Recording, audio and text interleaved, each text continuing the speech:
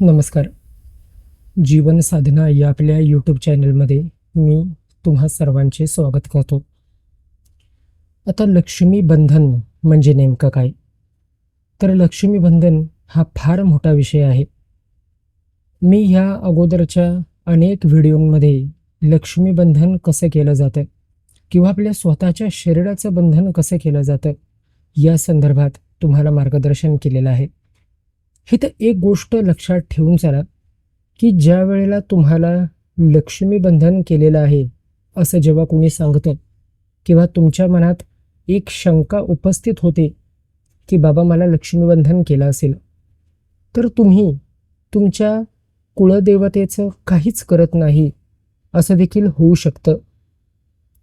आजच्या ह्या धकाधकीच्या जीवनात किंवा तुम्ही दोघंही जण जॉब करत असाल किंवा घरातली सगळीच जण नोकरीला असतील आणि आता तुम्ही ज्या प्रकारचं मॉडर्न लाईफस्टाईल जगताय, मग त्यानुसार जर तुम्ही तुमच्या मूळ मातीतल्या देवांना विसरून गेलेले असाल, तुमच्या ग्रामदेवतेला विसरलेले असाल, तुमच्या कुळदेवतेला विसरून गेलेले असाल किंवा तुमच्या घरातल्या देवांची जर पूजा होत नसेल तुमच्याकडून, तर मग अशा वेळेला पैसा कमी पडायला सुरुवात होते किंवा जी लक्ष्मी तुमच्या घरात आहे, जी संपत्ती तुमच्या घरात आहे, ती देखील खर्च व्हायला सुरुवात होते.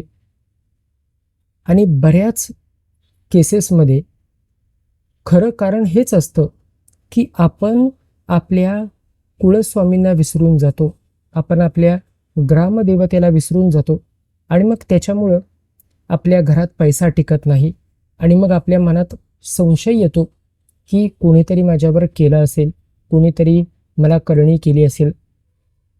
मनुष्य आहे तिथे जळणं हे स्वाभाविक आलंच, तिथे तुमच्यावर हमखास जळणारच.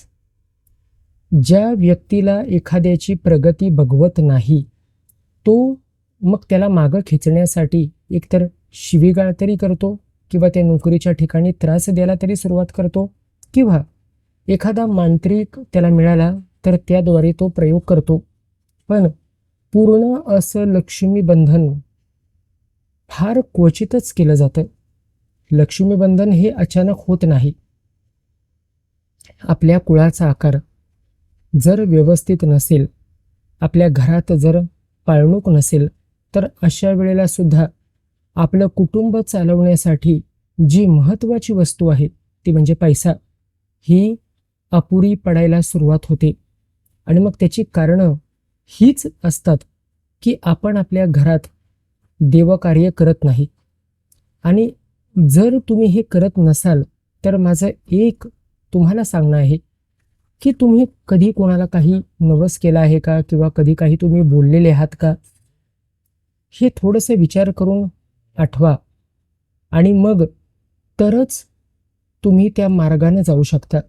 असं सरळ सरळ एखाद्यानं माझ्यावर करणी केलेली आहे किंवा बंधन केलेलं आहे, हे ह्या लक्ष्मी बंधनाचं कारण नसतं.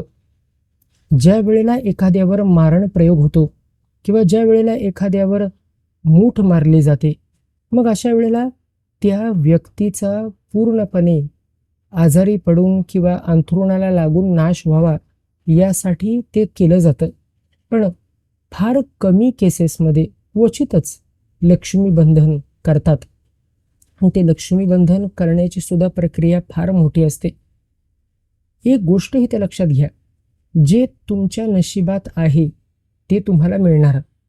आणि जर त्रास भोगून जर तुम्हाला ते पुढे मिळणार असेल तर त्याच्यासाठी त्रास हा भोगावा लागतो. कधीकधी आपल्या पूर्वजन्मीच्या कर्माची फळं देखील असतात आणि मग त्यामुळं आपल्याला ह्या जन्मात ही अनेक संकट भोगायला येतात. पण ह्याचा अर्थ हा नाही की ती संकट पूर्ण आपण भोगलीच पाहिजेत. त्याच्यावर उपाय देखील आहेत. म्हणून तुम्हा सर्वांना ह्या साधनेच्या मार्गाकडे वळवण्यासाठीच माझा ह्या प्रत्येक व्हिडिओच्या माध्यमातून एक प्रयत्न असतो की ह्या प्रयत्नानं तरी तुम्ही कमीत कमी जपायला लागाल आणि तुम्ही तुमचं स्वतःचं चांगलं करून घ्याल.